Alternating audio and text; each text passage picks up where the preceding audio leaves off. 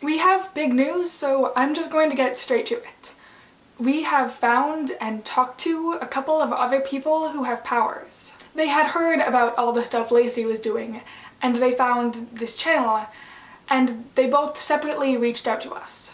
And over the last few weeks we've talked to them and confirmed everything, and now we can say that Lacey and Darkgull are not the only two people in the world with superpowers. And we don't know how many more beyond these there might be. Which is incredible. I don't even know how to react to this. But let's start with the facts. There are two other people, both living in roughly the greater New York City area, both with similar stories and timelines to Lacey's. Around the same time 2 years ago, they both lost about a week, and a month or so later they started noticing things. Neither of their powers were as developed as Lacey's, and they still aren't as strong or controllable, but Lacey has also used hers a lot more. And with the amount of similarities, we can only assume that Dry Water Facilities is also behind all of this. And if it wasn't already clear, they know what they're doing. Both of the others were also people who were, at the time, able to go missing for a week anyway and not attract attention. The first was a woman who does freelance web developing.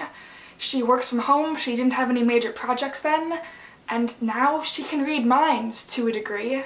And there's the man who's a screenwriter whose wife was on a long business trip, and he can turn himself invisible. Both with the same story as Lacey. They first seem to be triggered by stressful situations, and the powers still seem to respond to anxiety and adrenaline.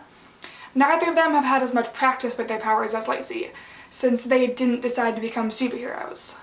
But even outside of that, their powers don't seem to be as strong. If Dry Water Facilities gave multiple people superpowers, maybe some of them worked better than others. Neither of them were abducted a second time like Lacey was. We don't know if that's something specific to her, or if it's just the public way she's been using her powers. But if we're assuming that Dry Water Facilities gave these three people superpowers, they probably gave Darkgull his powers as well. It would be too huge of a coincidence if there were two different sources of superpowers within this small a time frame and geographic area. The question still remains as why he emerged so overtly as a supervillain. There's no other way to describe him. But he didn't seem to have any goals besides causing chaos and then stalking Lacey and me.